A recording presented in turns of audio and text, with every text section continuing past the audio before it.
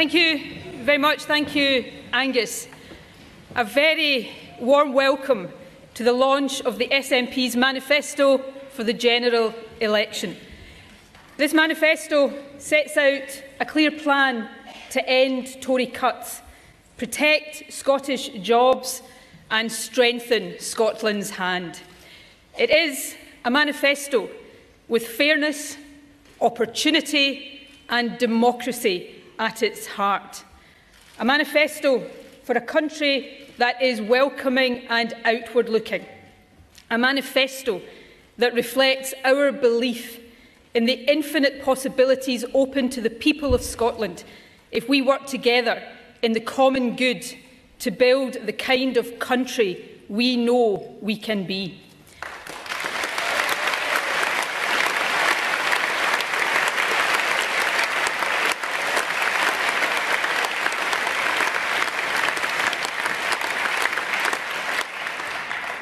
Our pledge at this election is that SNP MPs will work every day to make Scotland's voice heard and build a better country.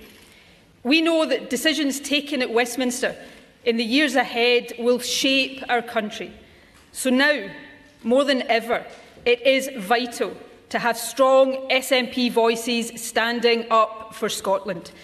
With Labour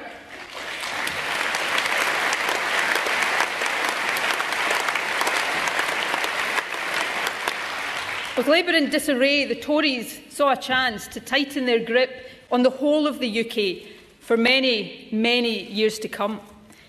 But with their true colours being exposed in this campaign, we have a real chance to keep them in check. And let us be clear, Labour isn't strong enough to do that. Voting Labour simply risks letting in Tory MPs. In Scotland, only the SNP can keep the Tories in check.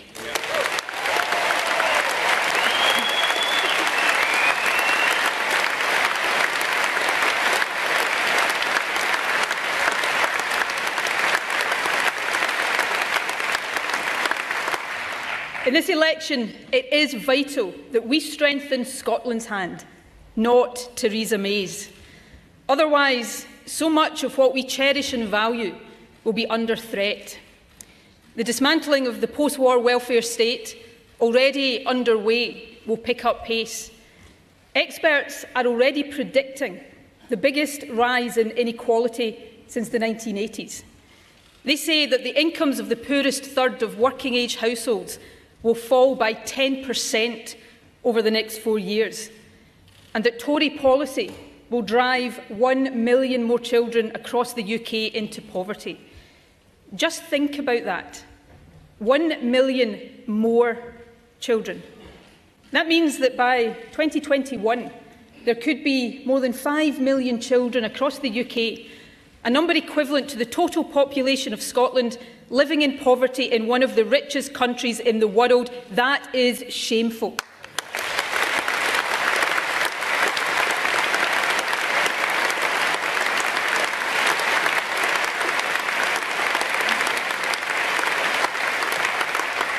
That is shameful, and our manifesto puts it at the very heart of this election.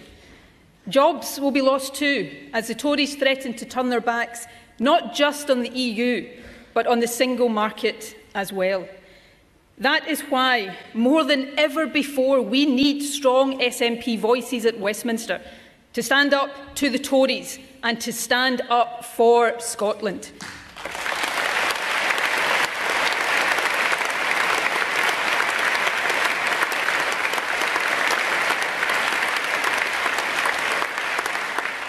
As a country, we face big challenges, but we have made so much progress.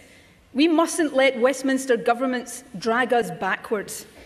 In this manifesto, we set out how strong SNP MPs will help to build a fairer, more equal Scotland. And that starts with a clear alternative to continued austerity. For the Tories, austerity cuts are not simply a policy response to a particular economic situation. They are political dogma, an ideology. And as well as damaging our public services, they hold back our economy. That's why the current UK government has consistently failed to meet all of its fiscal targets. So in public finances, we are setting out a different approach. Our plan has three key aims. Firstly, to balance the UK budget for day-to-day spending by the end of the Parliament, and after that borrowing only to invest. Secondly, to return the deficit to its pre-crash long-term average. Thirdly, to set debt on a downward path. These responsible fiscal targets will return the UK's finances to a stable and sustainable position. And crucially, they will also free up an additional £118 billion of public investment over the next Parliament to grow the economy, safeguard public services and protect household incomes. A clear alternative to 5 more years of austerity, hope and investment for the future, not another potential destroying cycle of cuts. That's the SNP plan.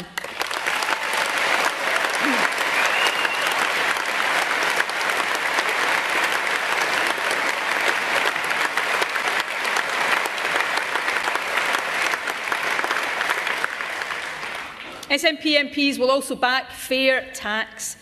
In government at Holyrood, we've frozen the basic rate of income tax to help low and middle earners.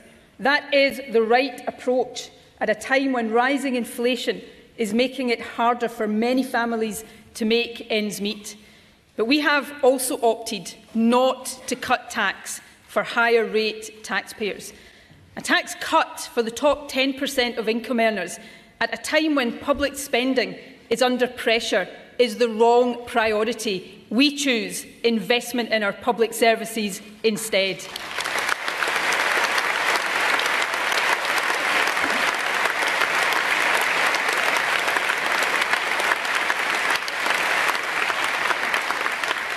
SNP MPs will also support an increase across the UK in the additional rate of income tax for those earning more than £150,000 from 45p to 50p. The difference between the SNP and the Tories is this. The Tories' plans will give tax cuts to the wealthiest while pushing more hard-working people and families into poverty. Our plans are fair to all and will lift people out of poverty, not just because it is the right thing to do, but because we know that greater equality helps our economy too. You know, one of the biggest scandals in recent years, and it is a scandal, has been the rise in the number of people living in poverty despite having a job. 70% of children, 70% of children growing up in poverty live in a household where at least one person is working. Scotland already has the highest proportion of workers paid the living wage, the real living wage of any country in the UK, and that is positive. But we need to do more to tackle low pay, falling real wages and reduce support for those on low incomes. That's why today I am setting out a 3-point plan to tackle poverty and inequality and increase the incomes and the living standards of families across the UK. Firstly, we will support moves over the next Parliament, working with business to increase the minimum wage to the level of the real living wage.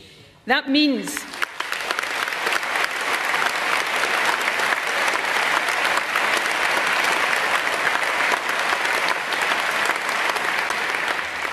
a living wage by the end of the next Parliament that will be slightly more than £10 per hour. Secondly, here in Scotland, we will take a different approach to public sector pay. The 1% pay cap was designed to protect jobs at a time of spending cuts imposed by Westminster. While the SNP government has taken action to soften its impact on the lowest paid, ensuring, for example, that many nurses in Scotland are paid more than their counterparts elsewhere in the UK, there is no doubt that it has been hard for public sector workers. And at a time of rising inflation, it is increasingly unsustainable. Of course, pay rises must be affordable, but they must also reflect the real-life circumstances people face and enable us to attract and retain staff in our public services. So for next year and in future years, we will not assume a 1% pay cap.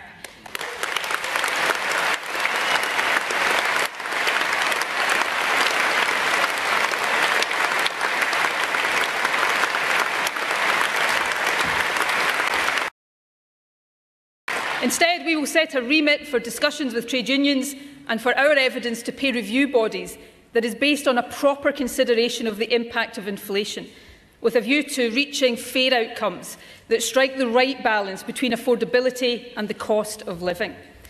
And thirdly, the policies in this manifesto will restore fairness to our social security system. Make no mistake, the Tories have sought to undermine faith in the welfare state itself. They have set out very deliberately to stigmatise those on benefits. Of course, no one should be allowed to abuse the system, but their rhetoric is cover for the hardship they are causing to those who work hard and struggle to get by on low incomes.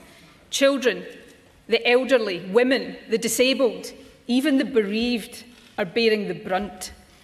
There are around £9 billion in social security cuts still to come over the next 4 years. Not surprisingly, the Tories want to press ahead with every single penny. What is surprising is that Labour is pledging to reverse less than a quarter of those cuts. So let me be clear today, SNP MPs will stand against all of the further planned cuts to social security.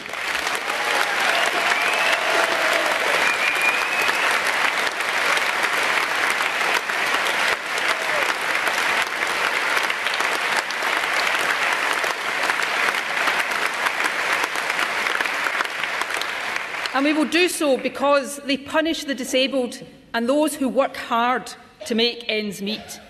We will also support the reversal of the two-child cap on tax credits, and we will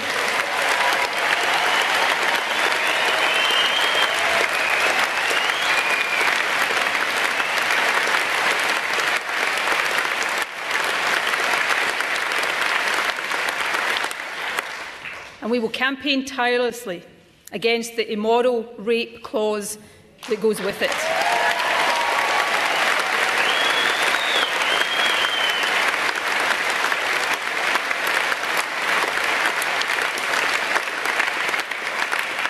The rape clause, a policy that shames every Tory candidate who supports it.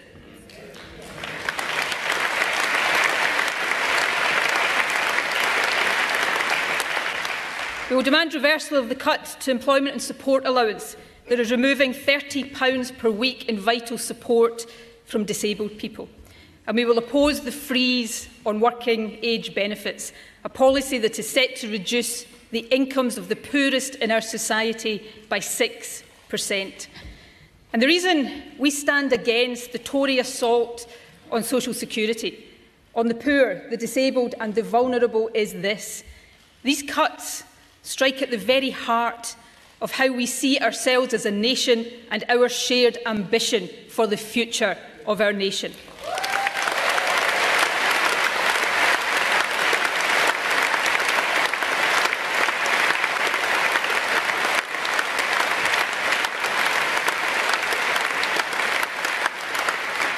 They are unfair and they are designed to divide.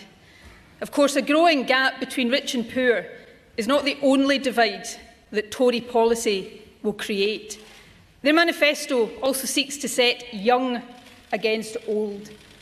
The utter chaos that engulfs Theresa May's plans for a so-called dementia tax makes me prouder than ever that the Scottish Parliament introduced free personal and nursing care for our elderly.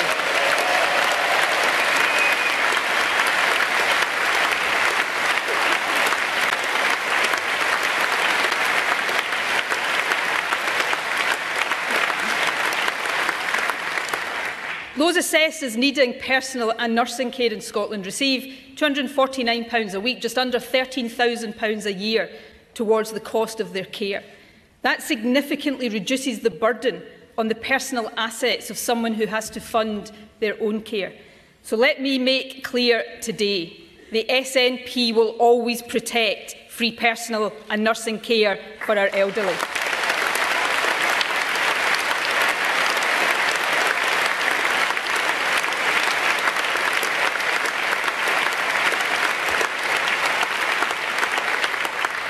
Of course, it is concern for fairness in old age that drives this policy, and SNP MPs will be strong voices for fair pensions.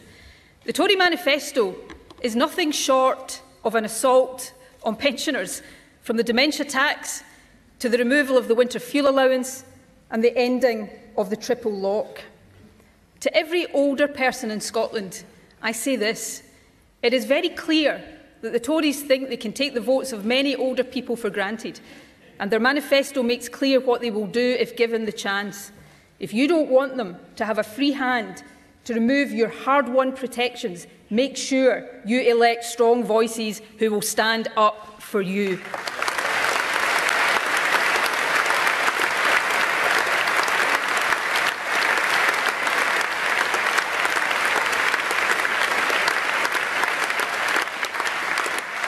The SNP will protect the winter fuel allowance, and with pensioner poverty once again on the rise, we will oppose the removal of the pensions triple lock. We will also be strong voices for the women who have been shortchanged due to the accelerated timetable for increases in the women's state pension age. SNP MPs will continue to give full support to the WASPI campaign in their efforts to secure fairness.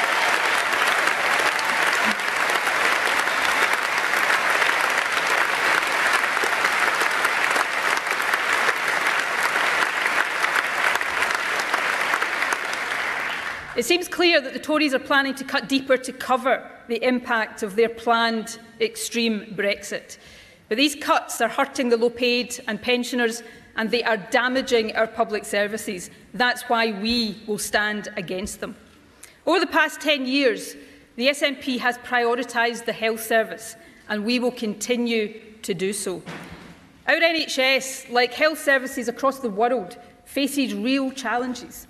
But patient satisfaction is at record levels. Our hospital A&Es are the best performing anywhere in the UK.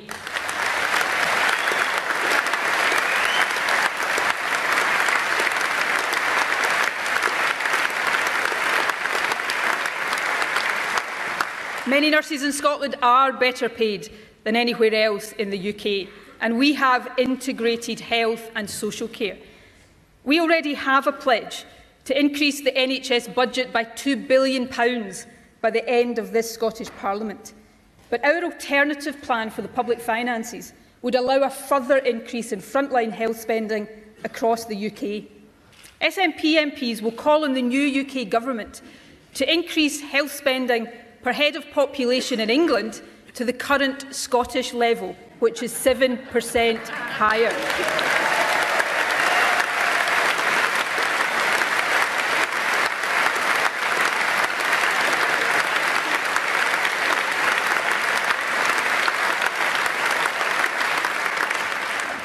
That would increase the health budget in England by £11 billion more than inflation by 2022. And it would deliver consequential funding to support additional investment in Scotland's NHS of up to £1 billion over and above our current commitment.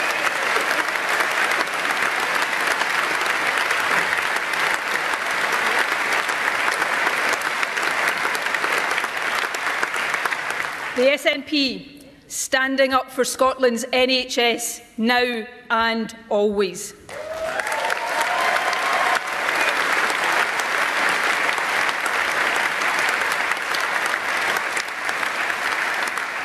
And for our police and fire services, who have served us so well over this past week, as they always do, SNP MPs will demand that a Tory government returns the £140 million of VAT that it has so unfairly taken.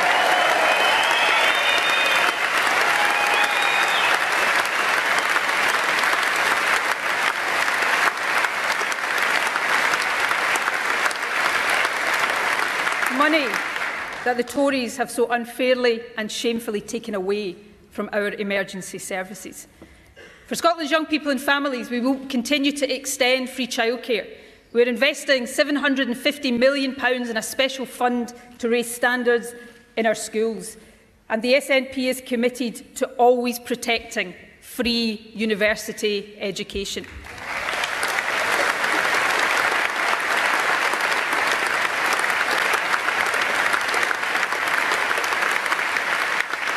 In this election, we are also campaigning to restore the post-study work visa, so we can continue to attract the best and the brightest from around the world to our country here in Scotland. And we're working to ensure that our universities don't lose out on vital European funding. Policies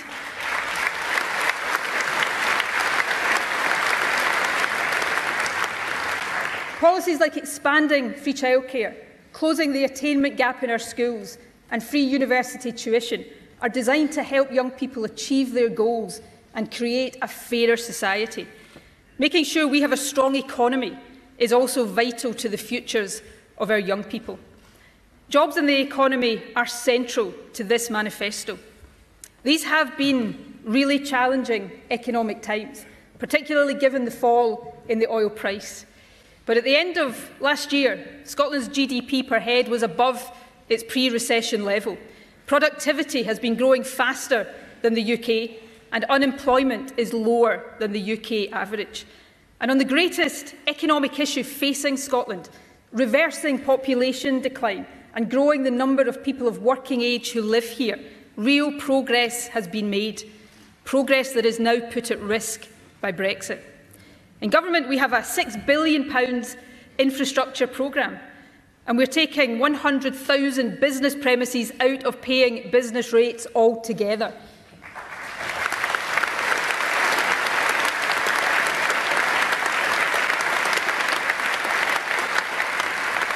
In this election, we will not support further reductions to the headline rate of corporation tax. That is not the right priority at this time. But we will support targeted reductions in national insurance to bring down the costs employers face when taking on new workers. And to help boost productivity, we will support an increase in the investment allowance to encourage businesses to invest more in plant and machinery. Supporting our economy is vital to everything we do. We live in a world where technological and economic transformation is happening at a pace we haven't seen before. We have the potential in Scotland, more than most countries on earth, to take advantage of the opportunity this change presents. Our food and drink industry is a multi-billion-pound success story. We have unrivalled energy resources. Our universities are among the best in the world. We are world leaders in the industries of the future, like life sciences, financial services and financial technology, creative industries, space technology and sustainable tourism. Our natural resources, our long-standing reputation for innovation, our educated workforce and our internationally recognised brand give Scotland a head start. The European single market, already the world's biggest, represents a massive opportunity for these areas of Scottish strength. In the digital economy, the services sector, energy, retail, the green and knowledge economy, the single market is still a work in progress, with huge potential still to be unlocked. That means a huge potential economic prize for Scotland. It means a world of opportunity for our young people. But Brexit, especially an extreme Brexit, puts all of that at risk. And that is why I believe so strongly that at the end of the Brexit process, not now, but when the terms of the deal are known, Scotland must have a choice about our future, a choice between following the UK down the Brexit path or becoming an independent country.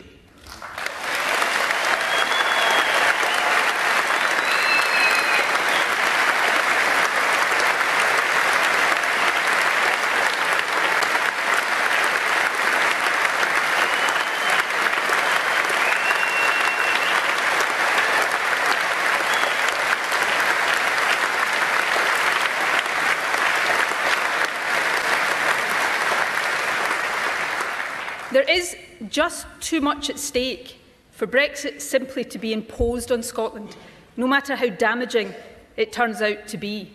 Our future must be decided by us, not for us. Last year's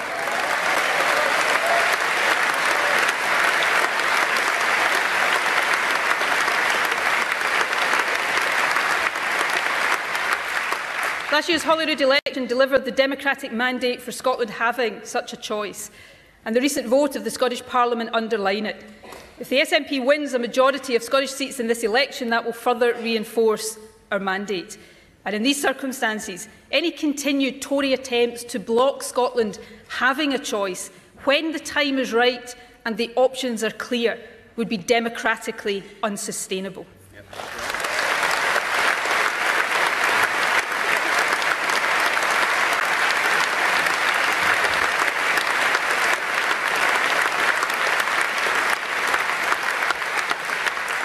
However, that will be a choice for the end of the Brexit process. I want to be clear today that this election also presents Scotland with a more immediate opportunity. In the months ahead, we must make sure that our interests are not ignored in the Brexit negotiations. A vote for the SNP will make sure that Scotland's voice is heard. A majority of people in Scotland voted to remain in the EU. But even many of those who voted to leave have real concerns about the extreme Brexit being pursued by the Prime Minister. To be taken out not just of the EU but also of the single market puts 80,000 Scottish jobs at risk. It poses a real danger to our farmers and fishermen, our universities, our food and drink businesses, to almost every sector of our economy. That is why the Scottish Government published compromise proposals that would keep Scotland in the single market. These proposals were brushed aside by the Prime Minister. But this election offers people the opportunity to give them democratic legitimacy and make it impossible for the Prime Minister to continue to ignore Scotland's voice. So my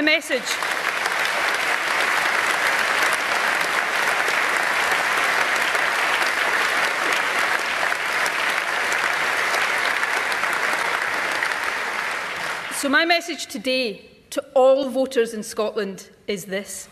Whether you voted leave or remain last year, or yes or no in 2014, vote SNP on the 8th of June to give me a mandate to demand a place for Scotland at the Brexit negotiating table so we can work to keep Scotland in the single market.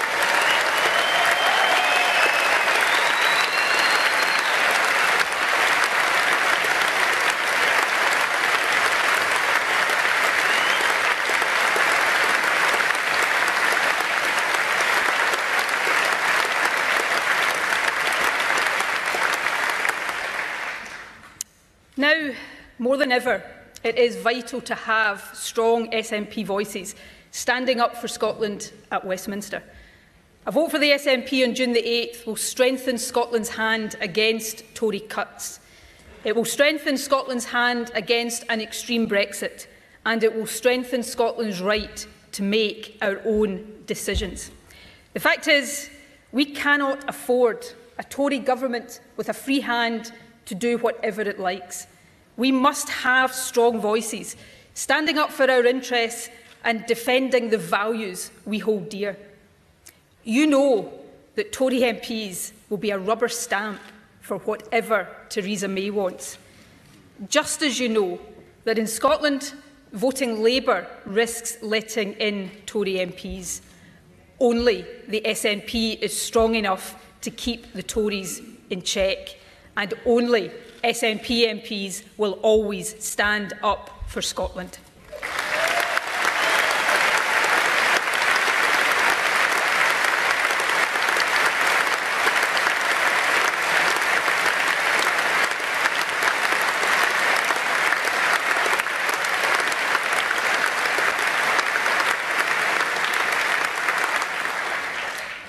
Whether on Brexit, austerity, or the future of our public services, this is a manifesto to make Scotland's voice heard.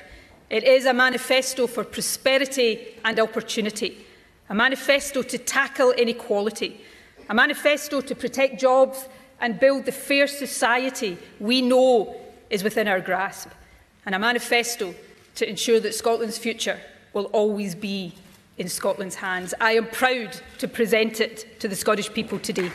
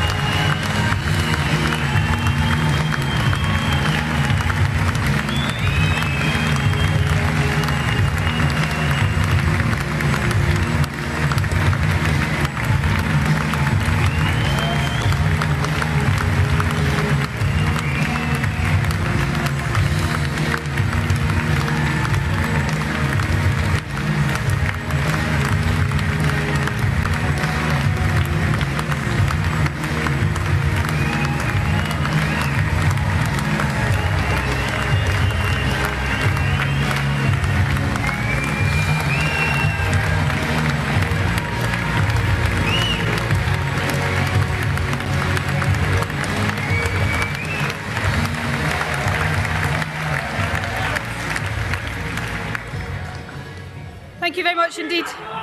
Thank you.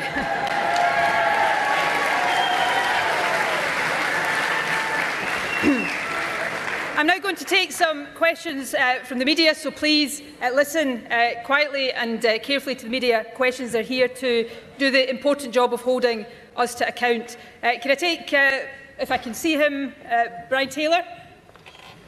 First Minister, thanks very much indeed, Brian Taylor, BBC Scotland. Your entire launch, your entire speech is predicated upon the return of a majority Conservative government. You've called that highly likely. You've discounted Labour's prospects. But in those circumstances, wouldn't power reside in numbers 10 and 11 Downing Street? What evidence is there, even from the last couple of years, that even a vast SNP presence at Westminster, where by simple arithmetic you cannot form the majority, that even that vast SNP presence can constrain the Conservatives? Well, I think we've seen over these past 2 years that it has been the SNP, not Labour, Angus Robertson, not Jeremy Corbyn, that has been the effective opposition to the Tories.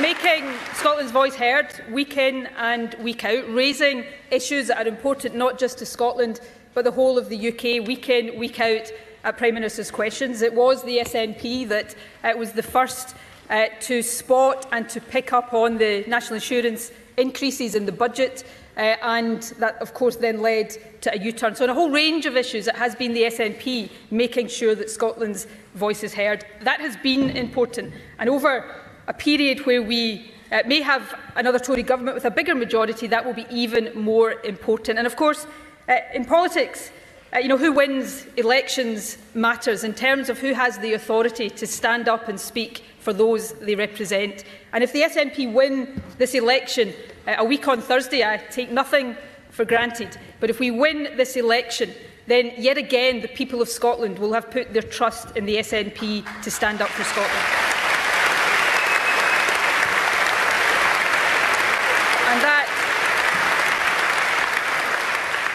And that is exactly what we will do. And the final point, which gives me great heart, Brian, on this topic, is I think we've seen over her premiership so far, but we've seen particularly in the last 2 weeks, that in Theresa May we face not so much the Iron Lady as the Queen of the U-turn. So the more U-turns we can force it into, the better.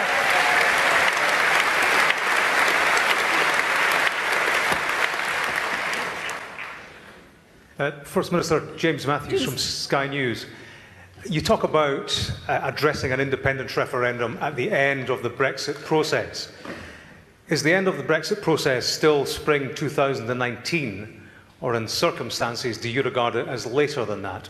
And also, you say that for the Tories to block a referendum would be democratically unsustainable. Given that they beg to differ, what would you do?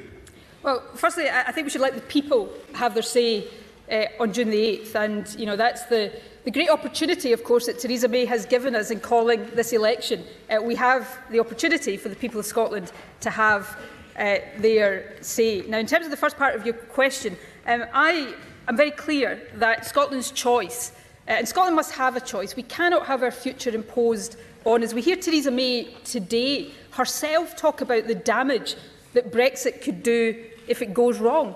We cannot find ourselves in a position where we have no alternative but to accept a damaging Brexit that is wreaking havoc on our economy and our public services. So that's why a choice, not now, but at the right time, is important. I've said at the end of the process, and I've said that for a reason, because it is important that people have clarity about Brexit and what that means, and they then have clarity about the options. Now, I said autumn 2018 to spring 2019 for a reason, because that is when Theresa May is saying the Brexit process will end. So I've taken her at her word. If that changes, then I have, and I said this on the day I set out these plans, if that changes, then of course we will have to consider our timing in light of that. Because the key point of principle for me is clarity at the end of a process to allow people to make a genuinely informed choice about the future of our country.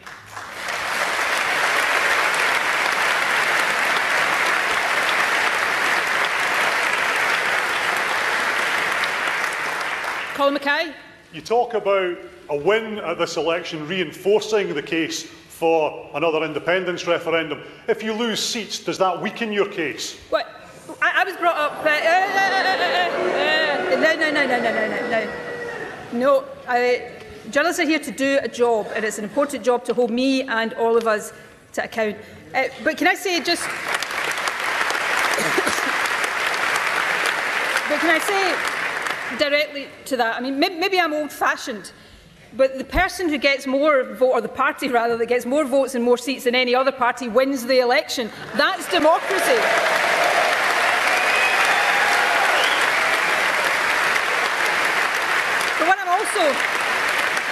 But what I'm also saying very clearly, we're talking here about a choice for the end of the Brexit process, not for now. So this election also gives us more immediate opportunities. It gives us the opportunity to make sure that our voices in the House of Commons standing up for Scotland against Tory austerity.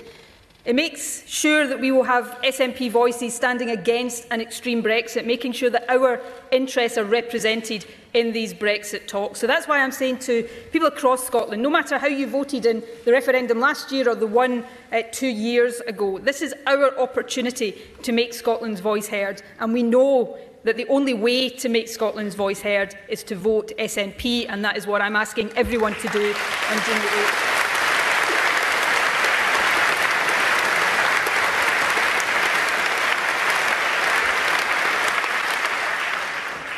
I think that's David Clegg from the Daily Record. I can see, yes.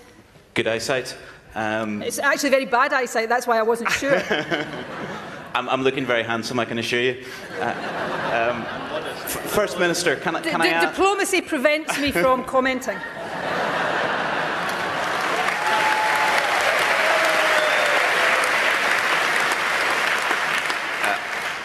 First Minister, the Conservatives are running this general election campaign in Scotland on one message, which is that they do not want another independence referendum. Really?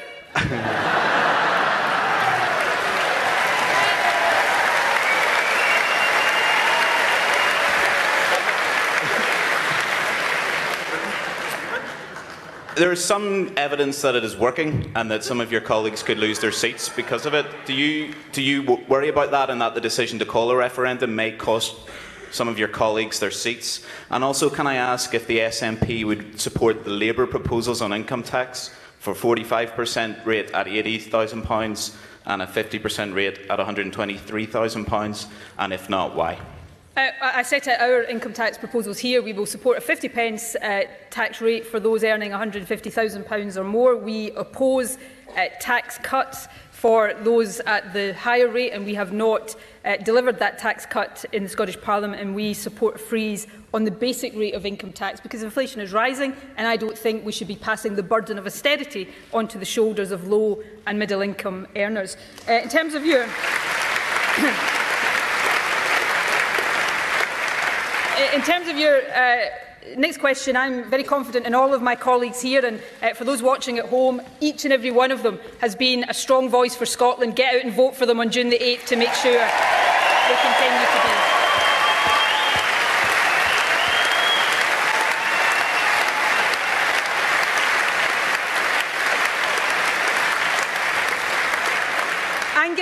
Angus Robertson has been the voice of opposition, standing up to Theresa May and standing up to the Tories, not only putting her on the spot week in and week out, but putting Jeremy Corbyn to shame as he does it.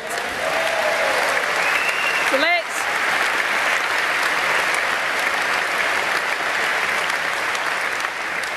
let's make sure that thorn in the side of the Tories is still there. And lastly, on the point of the Tory campaign, you may have heard me say this last week, but Ruth Davidson is going around Scotland saying I talk about nothing other than independence. The thing is, she talks about it so much that I don't get a chance to talk about it. What I'm talking about in this election is how we put an end to Tory austerity, how we get rid of policies like the rape clause. And Ruth Davidson's support for the rape clause really does shame her and show her in her true colours. And the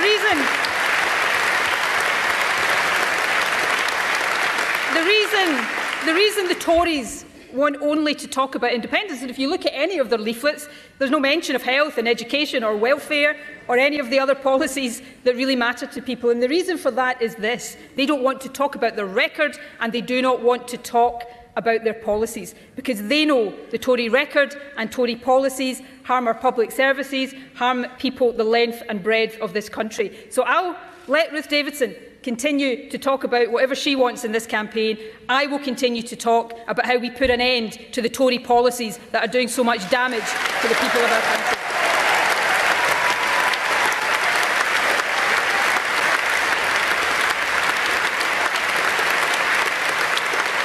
And next I'll take Kieran Andrews. A little birdie tells me it might be your birthday today, Kieran, but I may be misinformed. No, that's correct. Yeah? 21. Happy birthday. Thank you.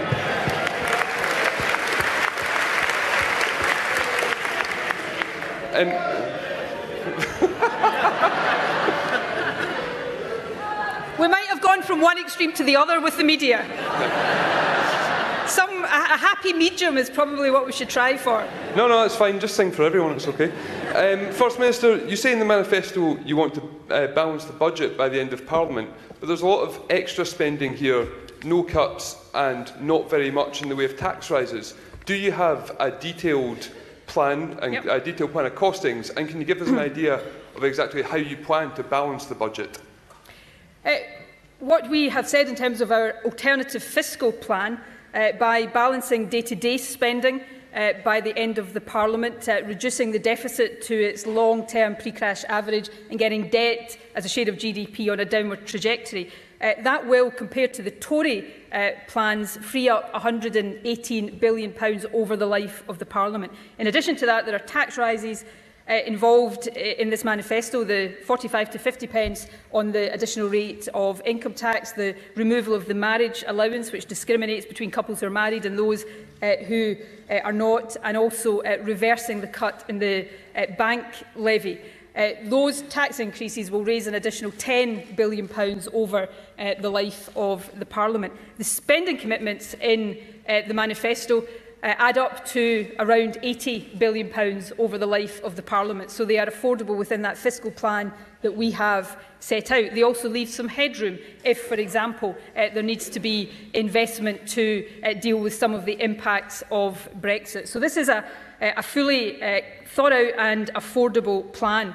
And how we balance the budget is to take sensible steps towards balancing that budget, but not doing it through aggressive cuts on the backs of those who can least afford them. So this is moderating, significantly moderating what the Tories are already planning, and it allows us to invest more in our NHS. It allows us to halt the welfare cuts that are driving more people into poverty, and it allows us to invest properly in our economy. Because one of the really stupid things about Tory economic policy over the past number of years has been that their own austerity has made it harder for them to meet their fiscal targets. So by investing, we can grow our economy faster and meet those targets more successfully than the Tories have managed. So this is common sense, and in this election we are the only party putting forward a credible alternative to austerity that gets the finances back onto a sustainable footing, but also means that we can have investment for the future, and I'm proud to put it forward today.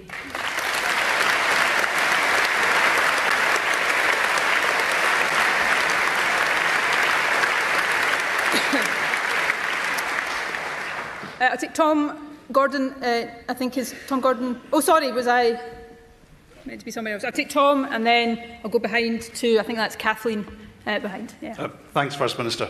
The manifesto covers in 2015 and 16 were essentially single pictures of you. You are nowhere to be seen on this manifesto cover on the outside. Do you accept that you personally, I know you're on page 2, but you're not on the outside. Well, there's a reason for that. Do you accept that you personally have become a more divisive person on the doorstep for voters? Well, I might let you boo that one. No. Look, do you know what? This is a great example. I don't mean this disrespectfully to Tom, because he's entitled to ask this question, but it's a great example of how, for all politicians, not just for SNP politicians, you're kind of damned if you do and damned if you don't. If you remember our manifesto launch last year, which involved everybody holding up big pictures of me, which was slightly uncomfortable, they all said it was the cult of the personality. This year, they're criticised. But the reason, Tom, is simple. That baby, that baby's much cuter than me. Come on.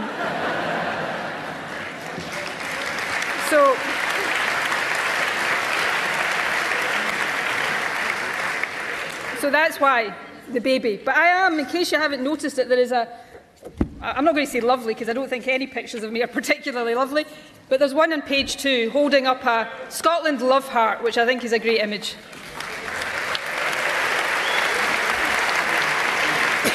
OK, Kathleen. Hello, Kathleen Nutt from The National. Theresa May has said...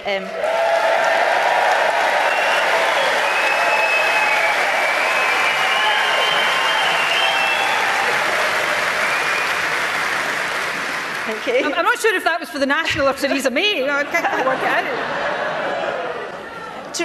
Theresa May has said no to an independence referendum before Brexit is played out, and in fact Ruth Davidson has said that she doesn't want a second independence referendum for 35 years.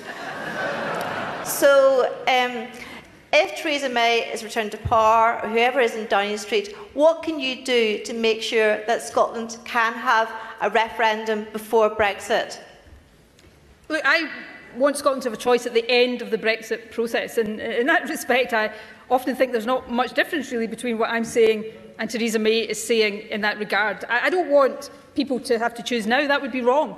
But at the end of the process, when we can judge what Brexit means for us and compare that to what being independent would mean, then people can make an informed choice. And the alternative to that is that we have to accept Brexit, no matter how damaging it might be. And as I said earlier on, we hear Theresa May today herself talk about the dangers of Brexit going wrong. She's spelling out the dangers to our economy, the dangers to our public services. Well, I don't believe that we should have to accept that come what may. I believe that our future should be decided for us. Not now, but when the time is right. The more immediate opportunity in this election is to make sure that we can influence those Brexit negotiations. So every vote for the SNP a week on Thursday is a vote to strengthen my hand to make sure that Scotland's voice is heard in these vital negotiations over the next few months.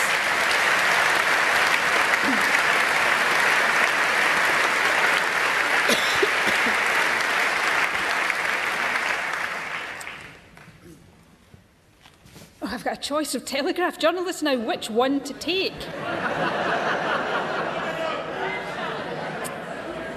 Eeny, meeny, miny, mo. Go on, Simon. Thank you very much, First Minister. Can I just ask, Jeremy Corbyn said yesterday that he would open discussions with you over a second independence referendum if he becomes Prime Minister. So I wanted your thoughts on that. And secondly, I just wondered whether you felt you'd been a bit quick to write him off, given that polls seem to suggest that he's winning the campaign in England. Well, I watched, I didn't watch all of it, but I watched some of the, I was going to say debate, but it wasn't a debate because they actually interact with each other. But, you know, I'm not sure it would have been hard to come off better than Theresa May in that Sky programme last night. Shame. And this is a serious point. You know, there are older people all over the country now wondering what a Tory government means for their care if they get older and the house that they'll be able to leave to their children. There are older people wondering whether or not they will still have a winter fuel payment or whether their pensions are going to be safe in the future. And I think it is outrageous that the Tories are not answering any of these questions in the election. And I think anybody watching the Prime Minister last night would suddenly have seen very, very clearly why she has dodged any direct leaders' debates in this election.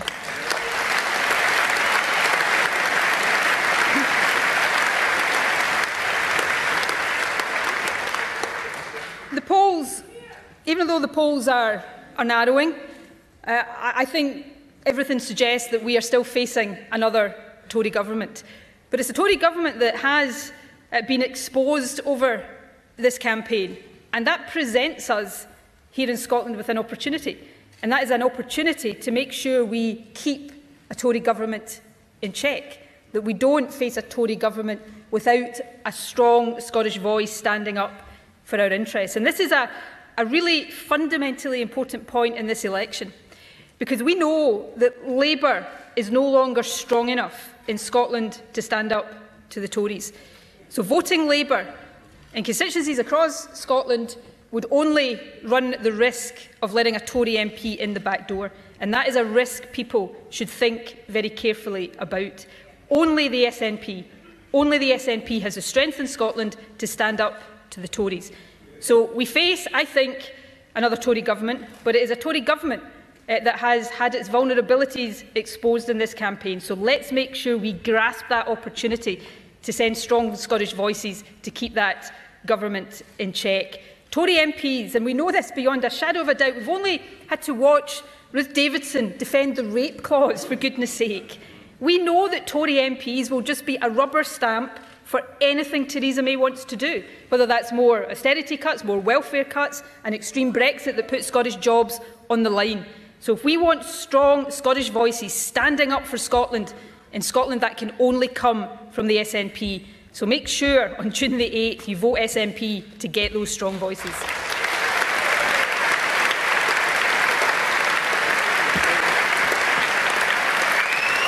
Okay. Thank you all very much indeed. Before we end today, we will do, I'm sure, some more photographs here. Can I thank all of you for coming here today? But more importantly, can I ask each and every one of you now to leave this hall and get out there and campaign for your local SNP candidate. Before you leave Perth today, if you can, get out and campaign for Pete Wishart. And then campaign as hard as you can. There are big challenges ahead for all of us. The decisions taken by Westminster governments over these next few years will shape our country. Let's make sure SNP voices are in there standing up for Scotland. Let's get out, let's win this election. You didn't frankly have the balls to put country before party.